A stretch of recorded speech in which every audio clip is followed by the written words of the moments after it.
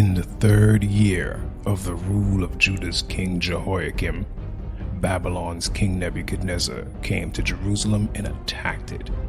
Yah handed Judah's king Jehoiakim over to Nebuchadnezzar. Nebuchadnezzar also took some of the things used in Elohim's temple and brought them to Babylonia, to his own pagan temple, putting them in the treasury of the false deity he worshipped. One day, the king ordered Ashpenaz, his highest palace official, to choose some young men from the royal and leading families of Judah. The king said, "They must be healthy, handsome, smart, wise, educated, and fit to serve in the royal palace. Teach them how to speak and write our language, and give them the same food and wine that I am served. Train them for 3 years, and then they can become court officials." 4 of the young men chosen were Daniel, Hananiah, Mishael, and Azariah, all from the tribe of Judah. But the king's chief official gave them Babylonian names. Daniel became Belteshazzar, Hananiah became Shadrach, Mishael became Meshach, and Azariah became Abednego.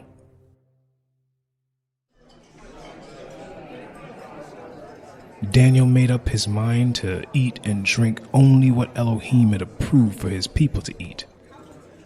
And he asked the king's chief official, "Kindly grant us permission to not eat the food and wine served in the royal palace." Elohim had made the official friendly and kind to Daniel, but the man still told him, "The king has decided what you must eat and drink, and I am afraid he will kill me if you eat something else and end up looking worse than the other young men." The king's official had put a guard in charge of Daniel and his 3 friends. So Daniel said to the guard, "For the next 10 days, let us have only vegetables and water at mealtime. When the 10 days are up, compare how we look with the other young men and decide what to do with us." "Do as you have asked." 10 days later, Daniel and his friends looked healthier and better than the young men who had been served food from the royal palace. After this, the guard let them eat vegetables instead of the rich food and wine. Elohim made the 4 young men smart and wise. They read a lot of books and became well educated. Daniel could also tell the meaning of dreams and visions. At the end of the 3-year period set by King Nebuchadnezzar, his chief palace official brought all the young men to him. The king interviewed them and discovered that none of the others were as outstanding as Daniel, Hananiah, Mishael, and Azariah, so they were given positions in the royal court. From then on, whenever the king asked for advice, he found their wisdom was 10 times better than that of any of his other advisors and magicians. Daniel served there until the 1st year of King Cyrus.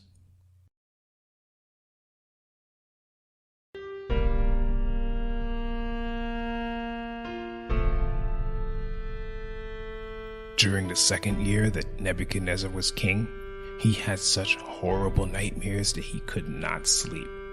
So he called in his counselors, advisors, magicians, and wise men. "I am disturbed by a dream that I don't understand, and I want you to explain it." They answered in Aramaic, "Your Majesty, we hope you live forever. We are your servants. Please tell us your dream, and we will explain what it means." "No, I have made up my mind. If you don't tell me both the dream and its meaning, you will be chopped to pieces, and your houses will be torn down. However, if you do tell me both the dream and its meaning, you will be greatly rewarded and highly honored. Now, tell me the dream and explain what it means." "Your Majesty, if you will only tell us your dream, we will interpret it for you." "You're just stalling for time, because you know what's going to happen if you don't come up with the answer. You've decided to make up a bunch of lies, hoping I might change my mind. Now tell me the dream, and that will prove that you can interpret it." "Your Majesty, you are demanding the impossible." "No, King. Not even the most famous and powerful has ever ordered his advisors, magicians, or wise men to do such a thing. It can't be done, except by the deities, and they don't live here on Earth. This made the king so angry that he gave orders for every wise man in Babylonia to be put to death, including Daniel and his 3 friends. Daniel, have you heard? Arioch was the king's official in charge of putting the wise men to death. He was on his way to have it done when Daniel very wisely went to him and asked, "Why did the king give such cruel orders?" After Arioch explained what had happened, Daniel rushed off and said to the king, "If you will just give me some time, I'll explain your dream." "I will grant you this one request."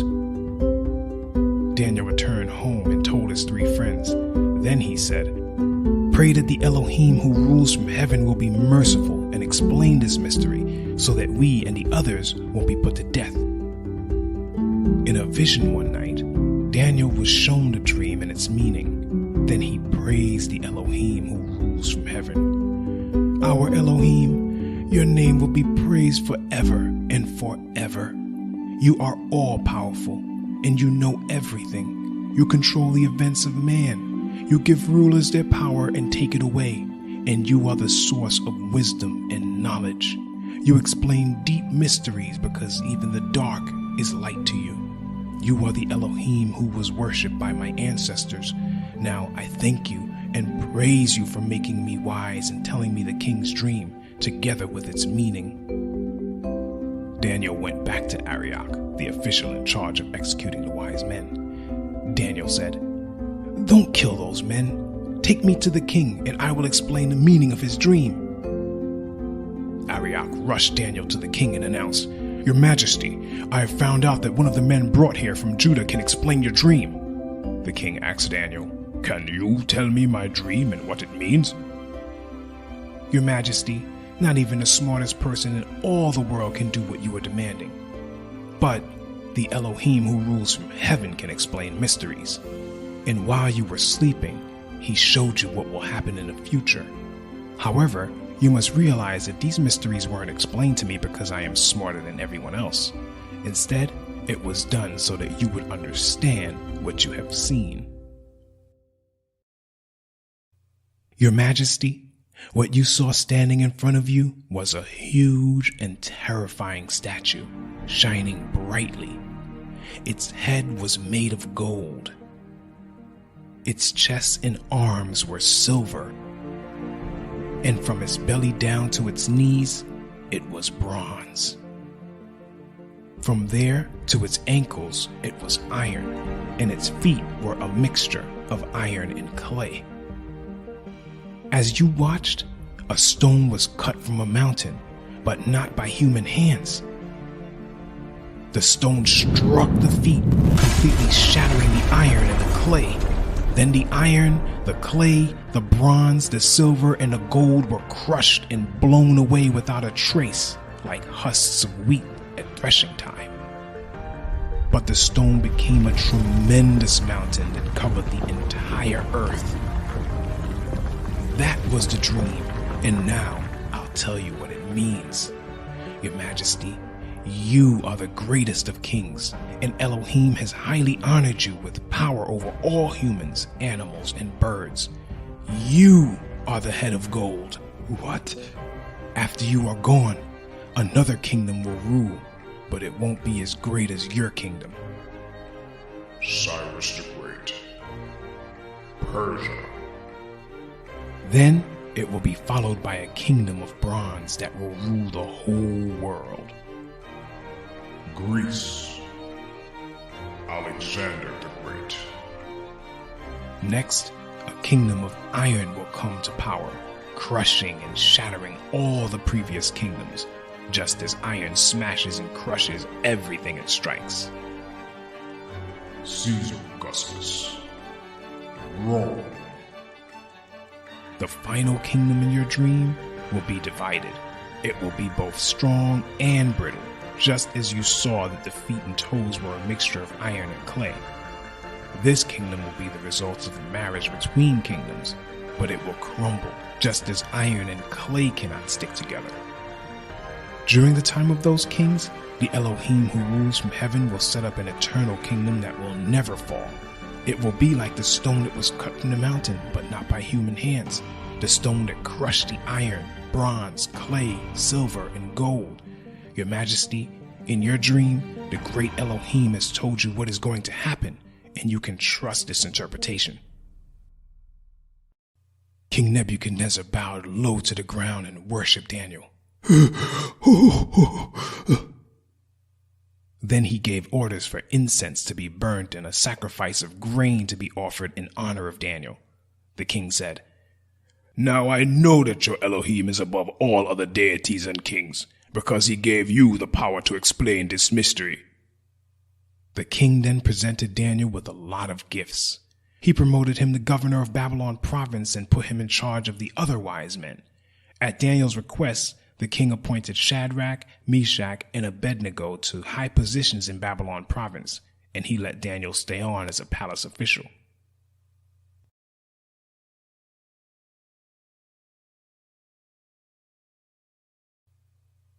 King Nebuchadnezzar ordered a gold statue to be built 90 feet high and 9 feet wide. He had it set up in Dura Valley, near the city of Babylon, and he commanded his governors, advisors, treasurers, judges, and his other officials to come from everywhere in his kingdom to the dedication of the statue. So all of them came and stood in front of it. "People of every nation and race, now listen to the king's command. Trumpets, flutes, harps, and all other kinds of musical instruments will soon start playing. When you hear the music, you must bow down and worship the statue that Nebuchadnezzar has set up. Anyone who refuses will at once be thrown into a flaming furnace."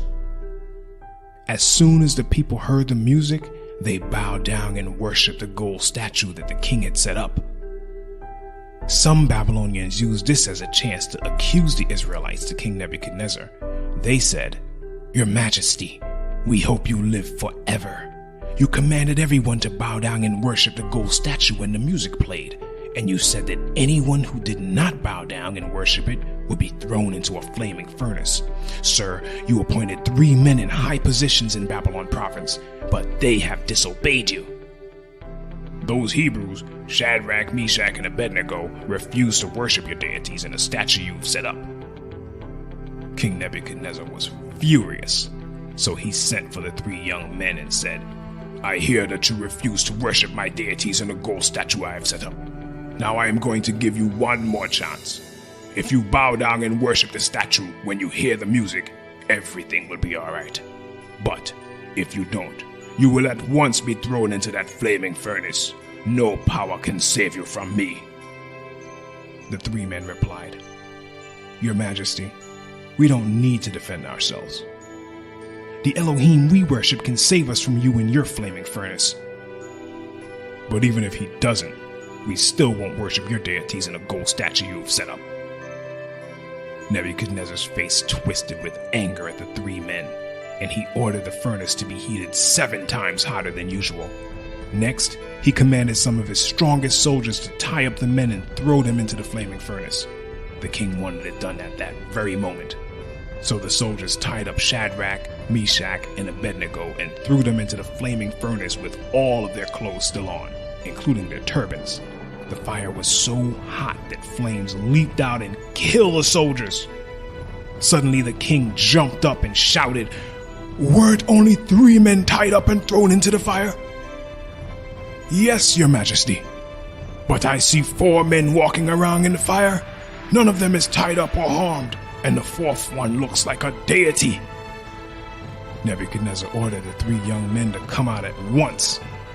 When they came out, the king's high officials, governors, and advisors all crowded around them.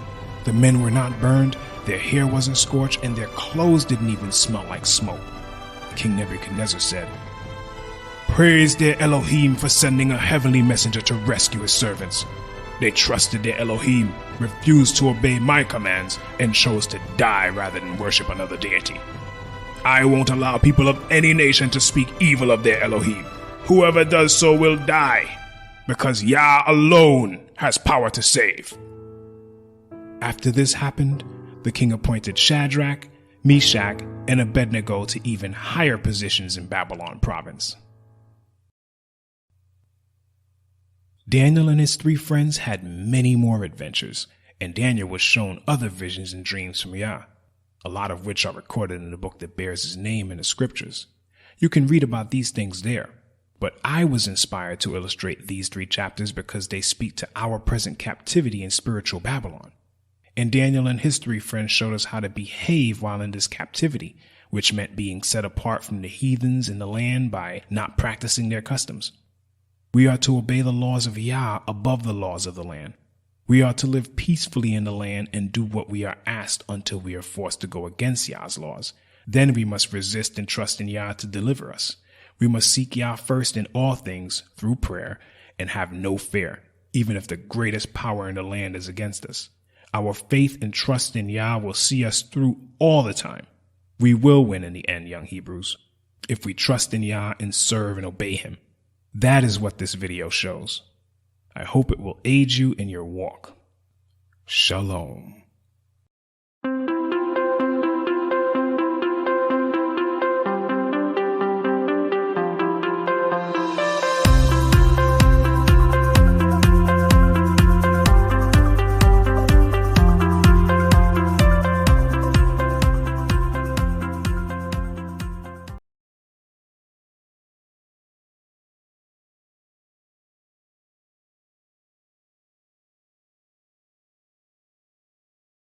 The New Testament is opposite Yah, and Yah is not in it. Period.